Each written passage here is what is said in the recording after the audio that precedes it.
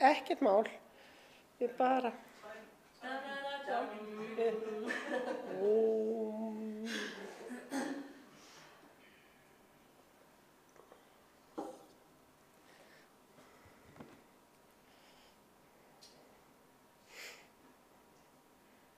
mín, viltu ekki auglýsa í leiðinni sýninguna uppi? Jú. Byrja á því svo að til þess að auglýsa hana bara. Já. Fólk getur alltaf komið hingað og séð hana. Fólk getur alltaf komið hingað eins og Ragnheiður segir og séð sem sagt sýningu sem við settum upp í COVID-inu og á næstu 2 hæðum.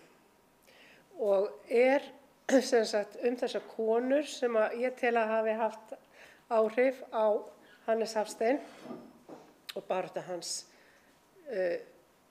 fyrir bættum réttindum kvenna. Og þannig að þið getið alltaf komið og fengið ykkur kaffibolla hér. Það opið frá 12 til 4, 5 daga vikunnar. Já. Sem sagt þriðjudögum til laugardag. Þannig að og svo eru náttúrulega margir aðrir menningar viðburðir hér sem gleðja, sýningar og tónlistar viðburðir og hægt að bara slá þessu saman, sjá sýningu og fara á aðra viðburði líka. Þannig að það kannski ekkert vitlaust. Ef fólk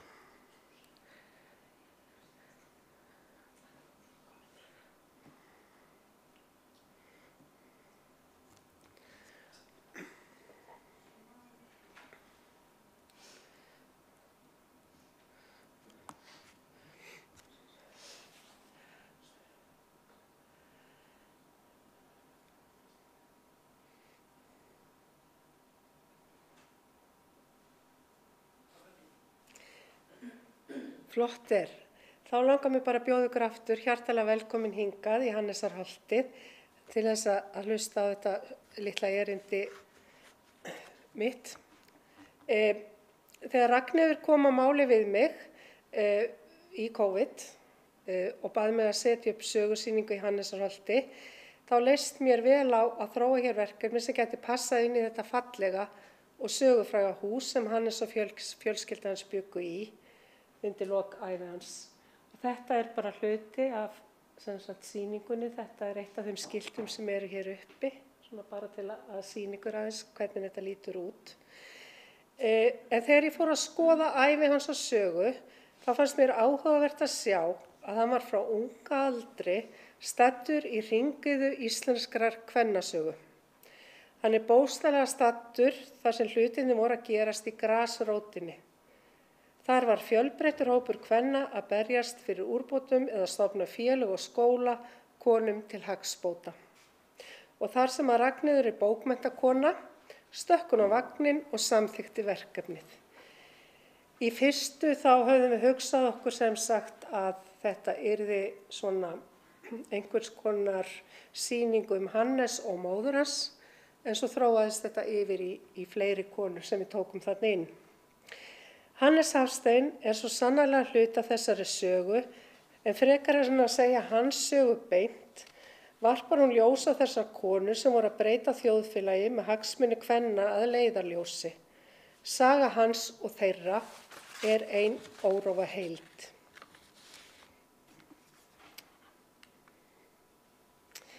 Í bréfi sem Hannes Hafstein skrifar móður sinni 1. mars 1883 og frá námsárum hans í Kaupmannahöfn, segir: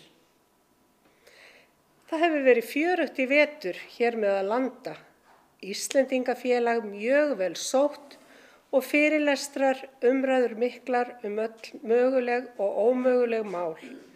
Ég talaði til dæmis kvenfrelsið og vildi náttúrulega setja kvenmenn í öllu í sama rétt og sömu stöðu og karla. Það talið líklegt að þarna hafi Hannes, fyrstur íslenskra karla, talað opinberlega fyrir kvenfrelsi, 21 árs gamall þegar hann var úti í Íslendingafélaginu í Kaupmannahöfn. Honum finnst ástæða til að undirstrika að í öllu eigi konur og karlar að hafa sama rétt. Fram að þessu,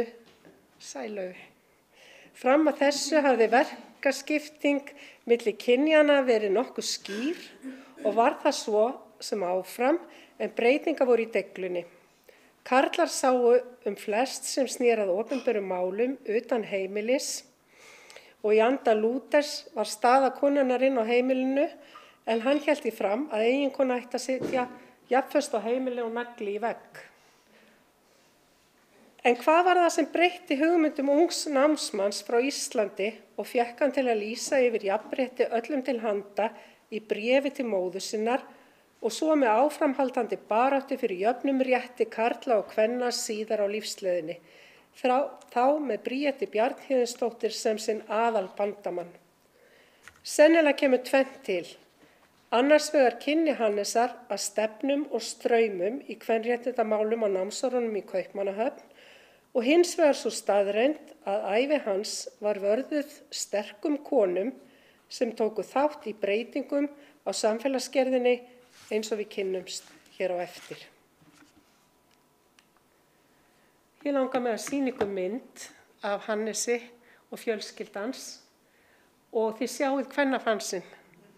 Hann var alltaf innan fjölskyldunar, hann átti fleiri systur og dætur en bræður og syni. Það má segja að það hafi ekki margar konur setið stjórnvölinn í heiminum þar til á 19. öld. Þó að á því séu undantekningar. Fyrr á öldum höfðu konur í efstu lögum samfélagsins meiri völd og gátu haft áhrif sums staðar. Kvenfrelsisbarátta 19. aldar snerist það fyrst og fremst að konur vildu ná völdum til jafns við karla.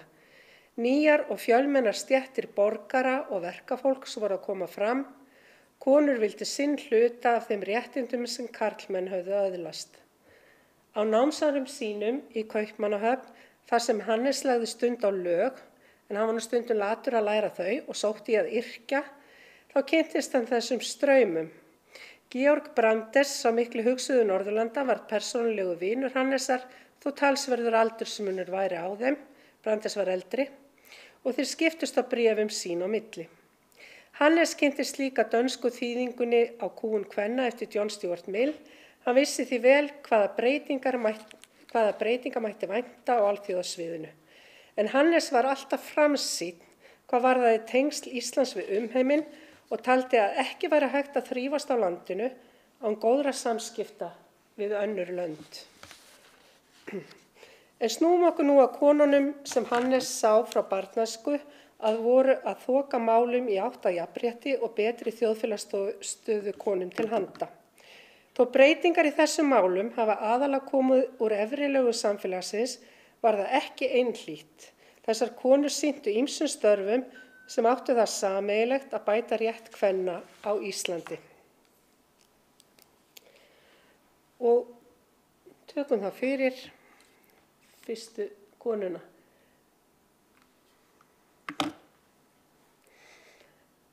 Þetta er sem sagt mynd frá Skagafirði, frá Ási, þar sem átti heima Sigurlaug, kona sem heitir Sigurlaug. Árið 1869 var tímamóta ár í sögu íslenskra kvenna. Þá sumarið var boðað til sérstaks kvennafundar að Ási í Hegranesi. Þar bundust konur samtökum og settu sér stefnuskrá til að vinna eftir. Þetta var upphaf kvenfélagshreyfingarinnar á Íslandi og kvenfélag Rípuhrepps sem þarna var til var fyrsta kvenfélagið á Íslandi. Rípuprestakall var eitt hið minnsta á landinu og því vandséð hvernig þetta fámenna samfélag gæti fært umheiminum miklar framfarir og nýjungar í félagsmálum. En það var öðru nær, jarðvegurum var frjór og konum í sveitinni lá mikið á hjarta þegar það settu fram stefnumál félagsins. Tíðarandinn á 19. öld gerði ekki ráð fyrir að konur fari mikið út fyrir veggi heimilis til fundarhald eða félagsstarfa. Það kom því ekki á óvart að málefnin sem brunnu á konunum tengdust heimilunum.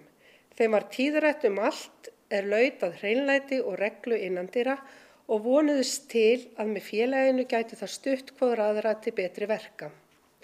Forvígiskonu félagsins þar Sigurlaug Gunnarsdóttir á Ási, þetta hennar hús, hún stendur þarna uppi við hlið mannsins Ólafs, og Ingibjörg Eggertsdóttir prestsfrú á Ríp. Þetta Ingibjörg. Þessi mynd fannst eftir mikla leit á Héraðsskjalasafni Skagfirðinga. Prestsfrú á Ríp birtu grein í Norðanfara árið 1871 og segja frá því sem á dagafélagsins dreif 2 fyrstu árin. Þar kemur meðal annars fram að venja börn snemma á starfsemi sér í lagi heifinu frá því að þau væru 10 ára eða eins og kringumstæður leyfa. Að láta ekki óþvegna ull í kaupstæðin á haustin. Að koma vefstólum upp á þeim bæjum sem voru vefstólalausir.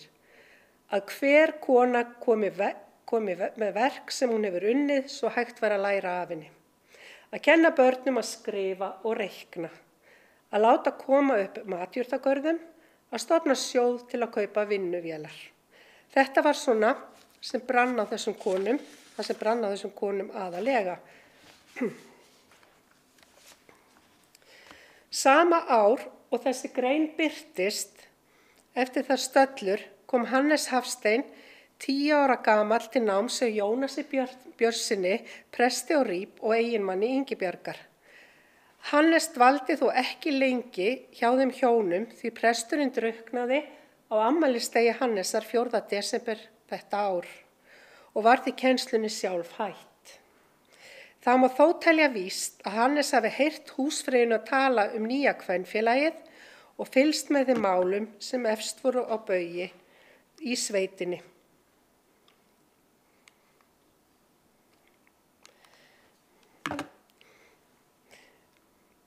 Ingibjörg Eggertsdóttir, hún fæddist árið 1845 á Þórianúpi í Húnavatnssýslu. Hún var því aðeins 24 ára gömul þegar kvenfélag Rípurhrepps var til. Eftir dauða manns síns flutti hún aftur á heimaslóðir og lést árið 1891. Ingibjörgu var lýst sem mikilhæfri. Hún greinilega hafa konur í Rípurhreppi borið traust til hennar og hún því valist í forystu ásamt Sigurlaugu og Ási. En þær tvær, sem sagt eins og ég sagði áðan, stóðu fyrir þessari grein sem að þær skrifuðu.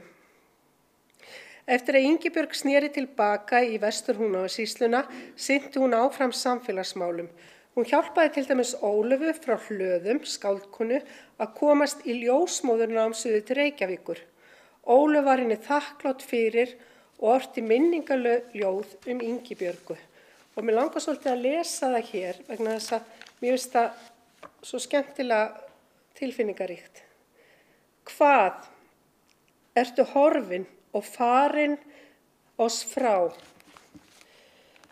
Ó, fæ ég þig aldrei kæra að sjá.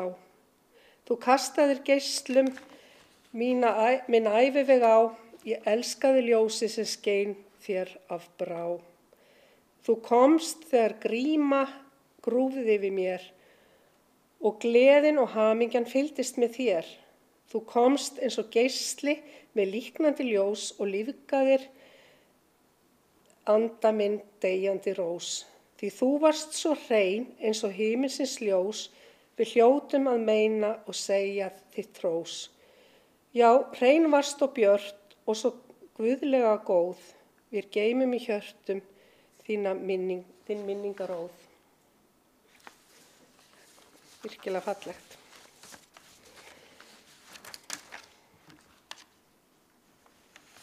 Það sem sem sagt merkilegt við þetta að Hannes þarna staddur hjá þeim hjónum þegar hún skrifar þessa grein og það má gera ráð fyrir því að það hafi mikið verið fjallað það á heimilinu. Hér sjáum við mynd af Thorvaldsens konunum sem stofnuðu Thorvaldsensfélagið. Þar var fremst í flokki Þórunn Jónasen sem fæddist árið 1850. Hún var hálfsystir Hannesar Hafstein samfeðra. Hún var á fyrsta ári þegar móðir hennar dó og ólst hún upp til skiptis hjá föður sínum og öðrum nákomnum ættingjum. Hún var send í skóla frá Natalie Sale í Kaupmannahöfn eftir fermingu. Sale var mikil kvenréttindakona og hefur Þórunn því snemma kynnst hugmyndum kvenréttindi. Eftir að hafa dvalist stutt skeið á Englandi eftir nám kom Þórunn aftur heim til Íslands. Hún giftist árið 1871 Jónasi Jónasen lækni og var heimili þeirra lengst af í Lækjargötu 8 gegnt Lærðaskólanum. 2 árum síðar kom Hannes Hafstein suður til að taka inntökupróf í þann skóla og bjó hjá systur sinn og mági á meðan og var tekið með kostum og kynjum. Heimili var ástríkt og friðsælt, ólíkt því sem Hannes átti að venjast úr æsku, en faðir hans var veikur að geði. Hannes bjó á vistinni þegar hann hóf nám í Lærðaskólanum ári síðar. Þrátt fyrir það var hann alltaf aufúsu gestur á heimili þeirra hjóna og þau studdu vel við bakið á honum, bæði meðan hann stundaði nám hér heima, sem og í Kaupmannahöfn þar sem hann lærði lögfræði eins og fyrr var sagt. Hannes hefur ekki farið varhluta af áhuga systur sinnar af félagsmálum. Hann steig sín fyrstu spor í höfuðstanum þegar Þórunn hálfsystir hans ásamt 23 konum stofnaði Thorvaldsens félagið árið 1875. Tildrög að stofnun félagsins voru þau að konurnar höfðu tekið höndum saman að annast skreytingar á Austurvelli í tilefni hátíðahalda vegna afhjúpunar styttu af hinum hálf íslenska myndhöggvara Bertel Thorvaldsen sem var gjöf frá Kaupmannahafnarbúum. Þórunn Jónasen var fyrsti formaður félagsins og hélt í embætti til dauðadags árið 1922. Hún dó sama ára bróðirinn Hannes. Þórunn var fulltrúi Thorvaldsens félagsins í Landspítalasjóðsnefndinni sem konur kom á fót árið 1915. Við byggingu spítalans vildu konur reisa minnisvörð kosningaréttin sem þar fengu það ár. Þórunn satt líka í bæjarstjórn sem ein af 4 konum sem kosnar voru á vegum sérstaks kvennalista árunum 1908 til 1914. Thorvaldsens félagið hefur í gegnum tíðina aðalega staðið fyrir góðgerðarstarfsemi margskonar, það sá matargjafir til barna og kvenna og lét menningamál fátækra stúlkna sig varða. Stofnaður var vinnuskóla á vegum félagsins þar sem kennd var ullarvinn og saumaskapur. Sagt að Þórunn hafi verið elskuð og virt af félagskonum. Venjulega var það svo að það var það sem hún vildi taldist sjálfsagt, en aðrar uppástungur en hennar náðu samt líka fram að ganga, skilst mér. Hér á veggnum eru ljóð sem þetta er ekki það. Hér ætla ég aðeins að lesa úr Þjóðólfi frá því 18. janúar 1877. Ýmsir fátækari menn hér í bænum hafa beðið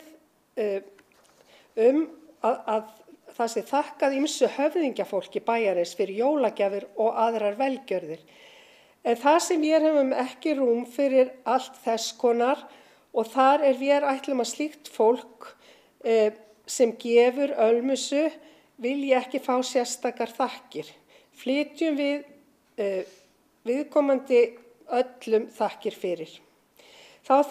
En það sem okkur þykir sérstaklega vert að tala að flestir hafa beðið oss að votta þakkir fyrir jólagleði sem fjöldi yngismæja bæjarins fyrir forgöngu frú Þórunnar Jónasen hafa haldið 100 börnum fátækari heimila.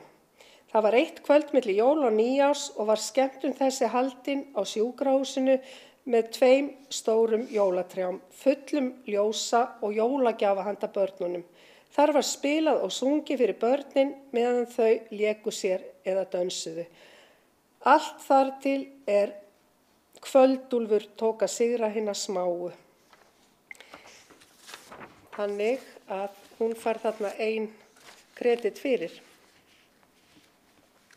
Hannes Hafstein var umkringdur konum í fjölskyldunni. Hann átti 7 systur og 8 dætur. Færra var bræður og syni. Þó systur hans hafi átt við heilsubrest að stríða, voru þær kvenfrelsiskonur og fylgdust vel með í þeim málum. Eftir að Kristjana móðir Hannesar, hérna nú ammans, eftir að Kristjana móðir Hannesar varð ekkja, hafði hún fyrir fjölmörgum börnum að sjá á heimili sínu í Skjaldarvík rétt fyrir utan Akureyri. Bróðir hennar Eggert, sem var Ekkill, tók Syðra Laugaland í Eyjafirði til ábúðar. Þangað fluttu þau systkinin ásamt móður sinni, ekkjufrú Jóhönnu Gunnlaugsdóttur Brím, og þetta er sem sagt mynd af henni. Þau voru öll með miklar fyrirætlanir að stofna kvennaskóla á Syðra Laugalandi, hinn annan á landinu og eftir kvennaskólanum í Reykjavík. Hugsjón þeirra mæðgina var að mennta ungar stúlkur í sveitinni. Eggert var vissulega aðaldrifjöðurinn í þessu máli út á við og vakti upp hreyfingu allan Eyjafjörð málinu til stuðnings, enda foringi ungs fólks og nýrar kynslóðar. Hann fór einnig utan til Kaupmannahafnar og tókst að fá styrk til skólans þar. Kristjana, amtmannsekkja, móðir hans, stóð hins vegar fast við hlið bróðursins í málinu og vildi leggja sitt af mörkum. Það var því úr að hún lagði Skjaldarvíkurstofuna til verkefnisins. Hún var því rifin vorið 1876 og endurreist á Syðra Laugalandi. Þetta sýnir nú mikla hugsjón. Auk þess voru hæstu framlög til skólans frá henni og Jóhönnu, móður hennar. Kristínu má því telja annan aðalstofnanda kvennaskólans. Jóhanna skrifaði eftirfarandi til Tryggva sonar síns sem bjó í Kaupmannahöfn. Mín innilegasta löngun hnígur nú að því að ykkur bræðrum heppnist að efla efni og hagsæld kvennaskólans sem systir þín, Kristjana, gjörir sér svo andum að komist upp og verði að góðum notum. Hannes fór norður í frí til fjölskyldunar sumarið 1876 og finnst sennilega mikið framtak fjölskylduna koma. Hann fylgdist því vel með uppbyggingunni á Laugalandi. Við sjáum að hann er að koma víða við þar sem eitthvað er að gerast. Þetta finnst mér alltaf alveg einstaklega falleg mynd af þeim mæðginum, Kristjánu og Hannesi. Og samband þeirra var sterkt í gegnum ævina alla. Hér eru þau aftur seinna á ævinni saman á mynd.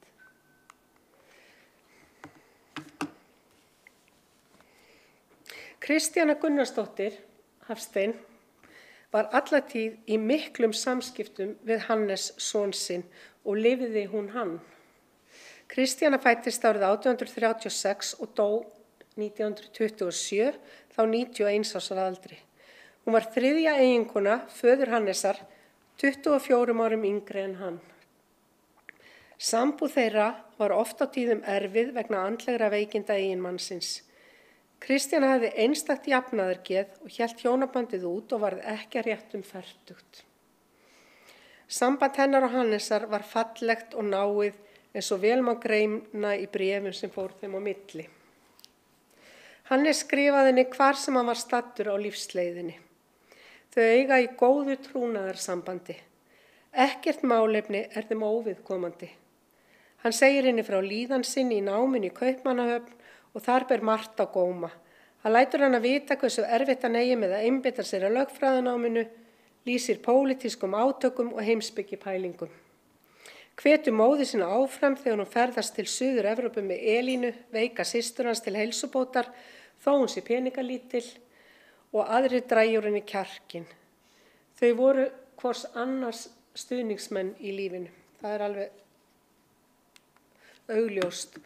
Og það er svo gaman að sjá einmitt hvað er svona mikið jöfnuður með þeim. Þau eru ekki að predika. Valgerður Þorsteinsdóttir, sem er konan hérna næst mér, var ráðin skólastýra kvennaskólans á Laugalandi. Hún tengdist fjölskyldunni þannig að faðir hennar, ekkjumaðurinn Þorsteinn Pálsson, hafði gengið að eiga móður Kristjánu, Jóhönnu Gunnlaugsdóttur Brím, sem var þarna hér.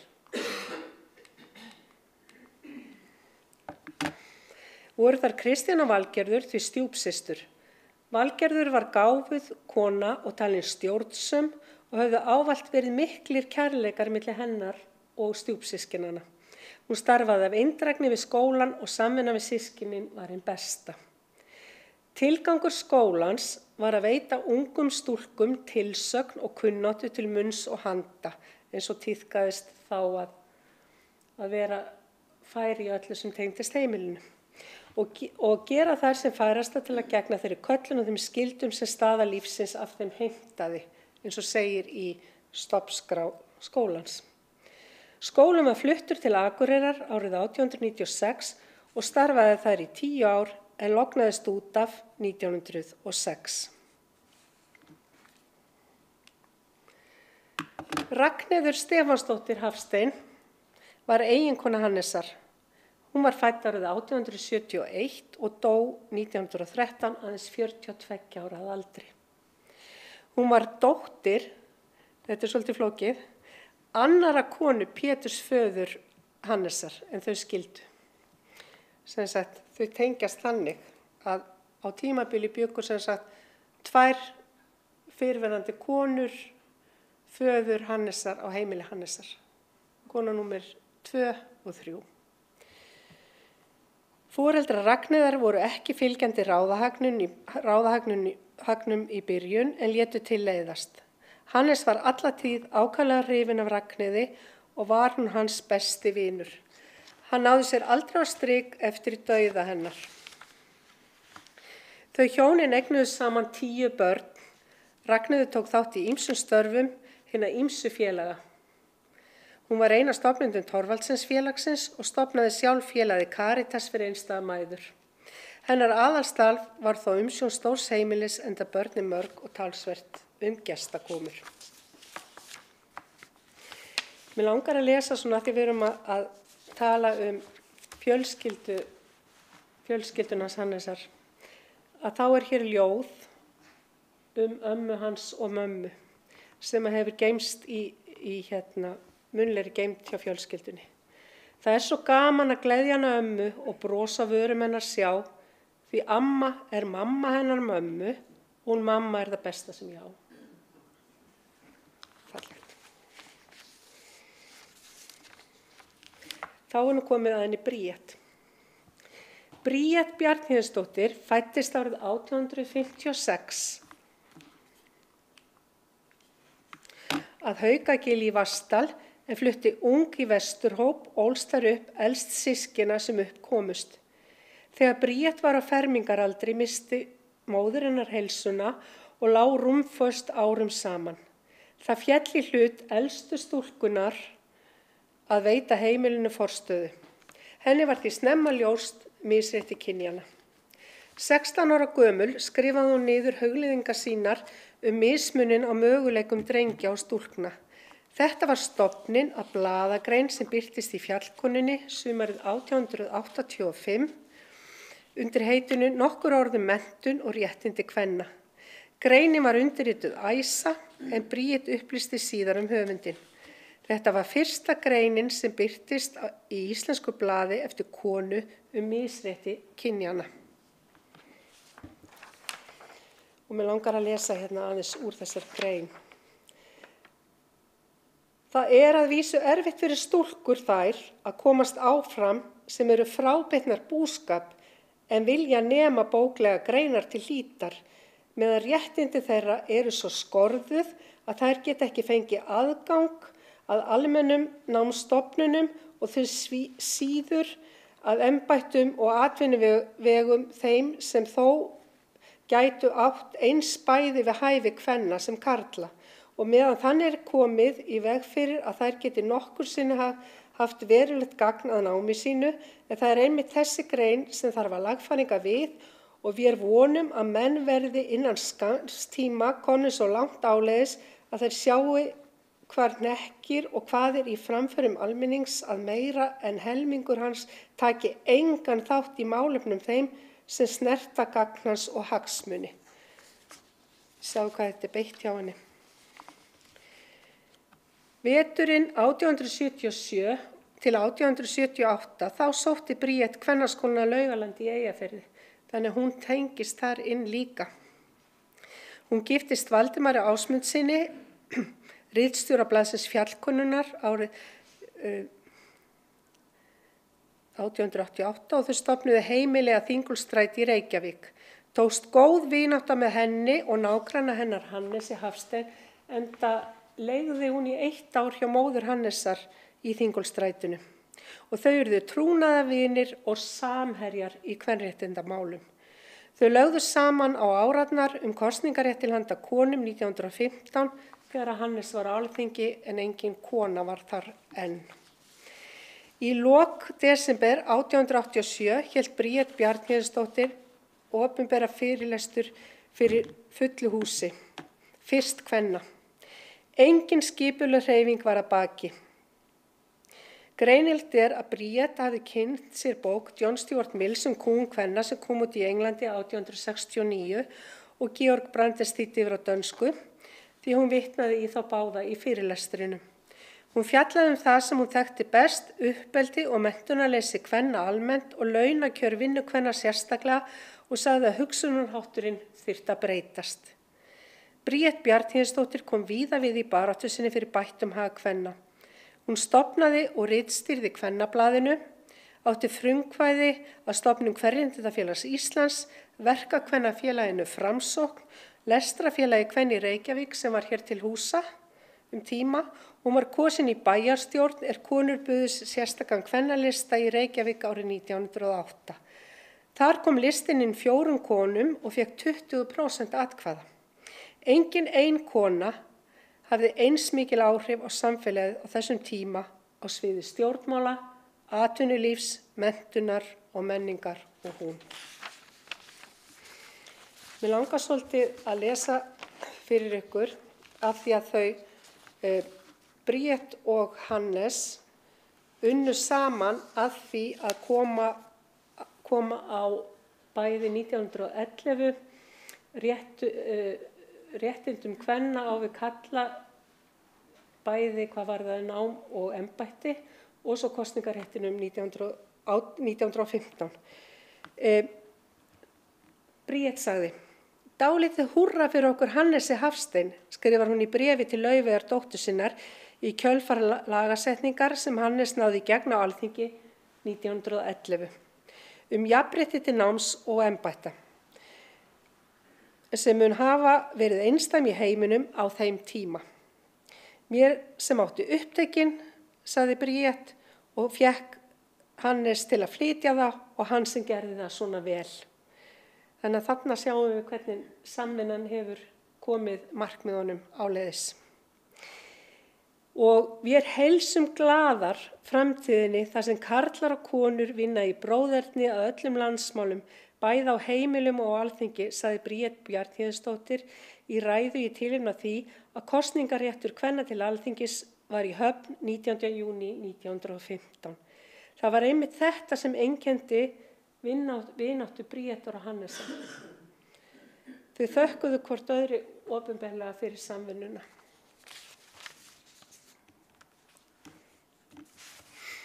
Hannes var umvafinn konum alla ævi, sterkum konum sem störfuðu í grasrót íslenskra kvennasögu á síðari hluta 19. aldar og í byrjun 20. aldar.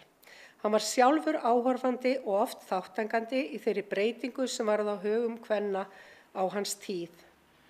Hannes Hafstein óx upp sem óþreytandi baráttumaður fyrir réttindum kvenna og taldi ekki eftir sér að heyja ófáar orrustur á Alþingi Íslendinga fyrir konur.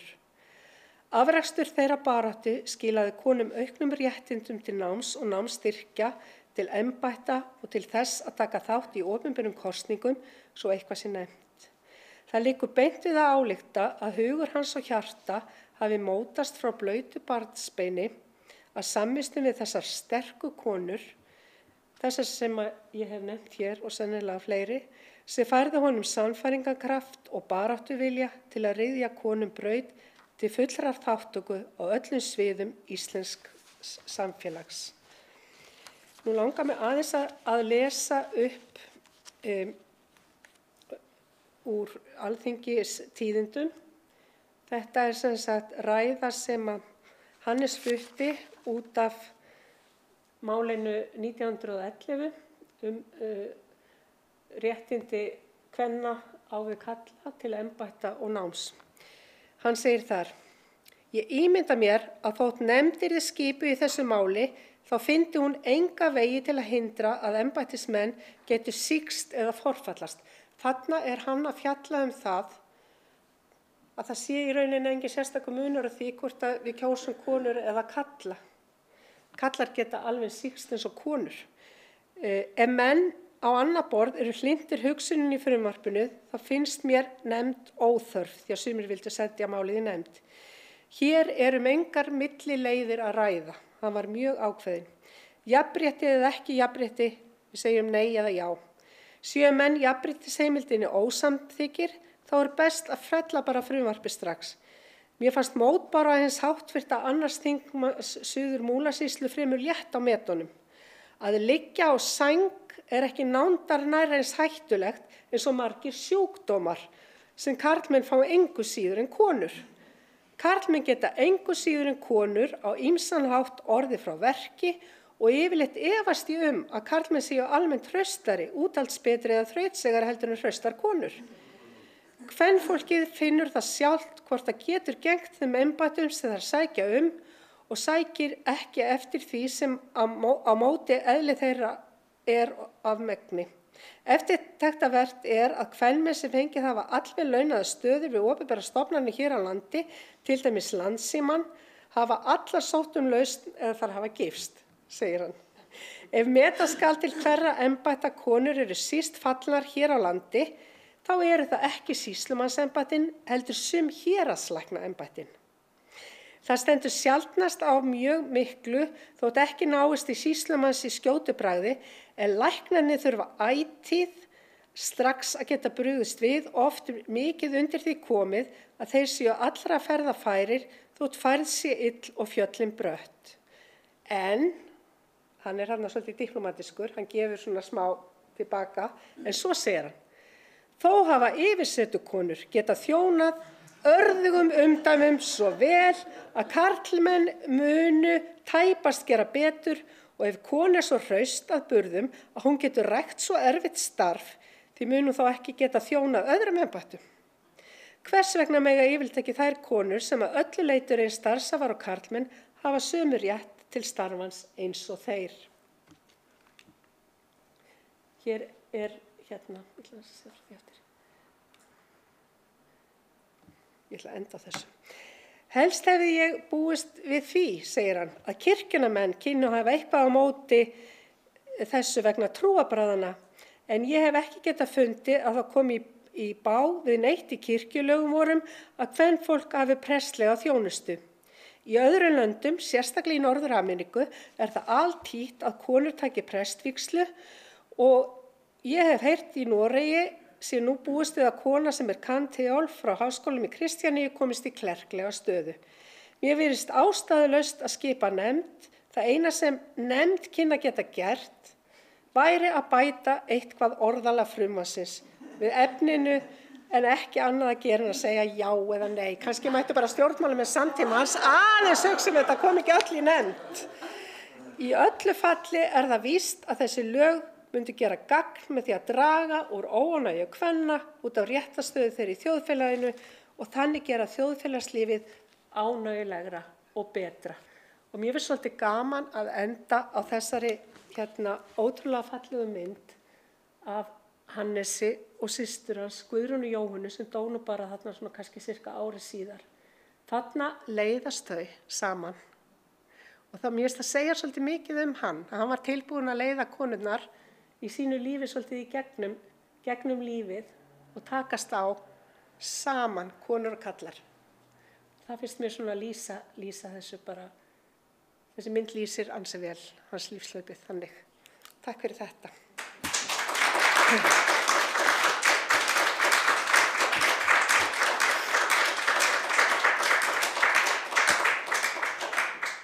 Eitthvað sem þið viljið ræða sérstaklega? Mér langar kannski að spyrja, hefðu þið áhuga á að lesa bók eða kemur bók út þetta? Það sem væri svona farið í hverja konu fyrir sig og þau störf sem hún sinnti í félögum eða í skólum til að draga fram svona svolítið bara í gegnum þessa sögu. Hefðu þið áhuga á því? Já. Getur ekki skrifað nafn okkar á lista og fengið meldingu þegar þú kemur út? Jó, algjörlega. Mér langar að sjá mynd að þessari fallegu konu sem var að lesa sem Já, nei, það er ekki Bríet. Það er hún Katrín, barsmóðir Hannesar. Katrín Þorsteins. Já, ég var svolítið eftir að rannsaka hana sem sagt móðir Péturs Þorsteinssonar og hún var sem sagt gift frænda Hannesar, þau skilja og hún flytur hingað á Tjarnargötuna og það takast sem sagt eftir að kona Hannesar er dáin og takast svona með þeim ástir og ég hef svolítið talað við sem sagt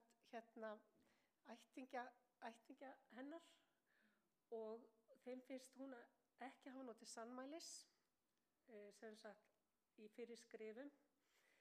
Það sem ég finnst mjög merkilegt, hún átti sem sagt börn með sínum manni sem var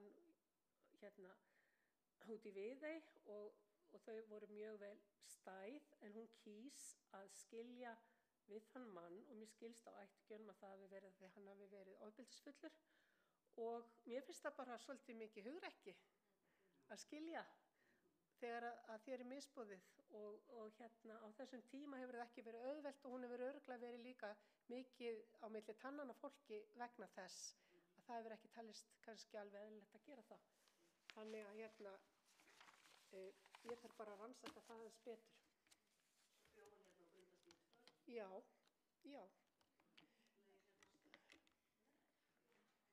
Það er svo falleg frásögn hana í Saga hennar, saga mín. Já, einmitt. Já, hún er þar. Já, það er mjög falleg saga, mjög einmitt.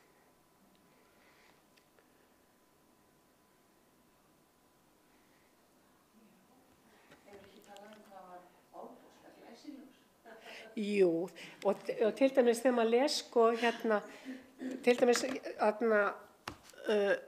Georgi Brandes fannst hann bara alveg sérlega, hann talaði hvað hann væri glæsilegur maður á velli og allir talaði það, hversu glæsilegur hann var og við höfum svolítið þessa mynd einmitt fyrir hann í þessum embættismanna frakka og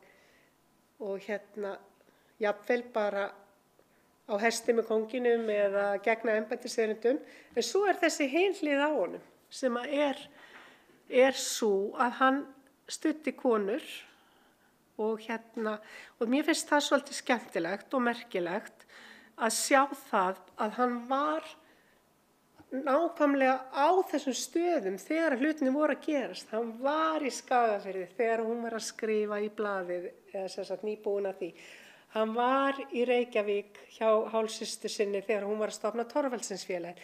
Hann fór norður í sumarfrí þegar að ammans og mamma voru að stofna Kvennaskólann á Laugalandi. Þannig að svona það ásamt og svo náttúrulega var hann með Bríeti. Þau náttúrulega bjöggum tíma bæði á heimili móður hans og þau voru bara perluvinur í gegnum lífið. Að hann er innan allar þessar sterku konur þegar þetta allt er að gerast og svo eru náttúrulega breytingar á samfélagsgerð sem að sýna okkur að konur vilja meiri rétt og er að berjast fyrir meiri rétti og það er náttúrulega auðveldar líka og hrindir þessu frekar af stað.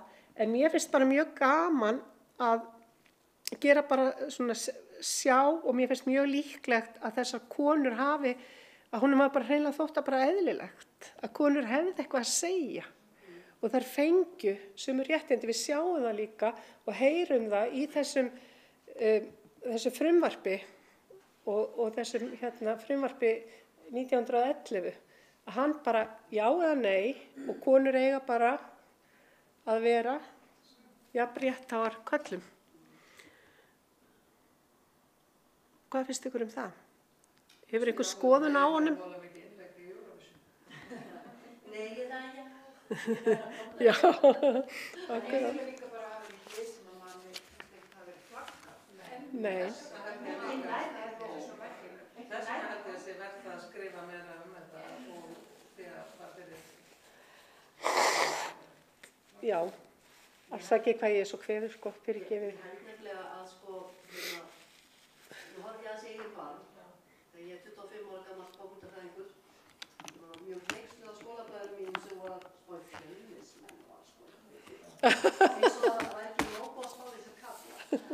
Og ég hefði sko, ég hefði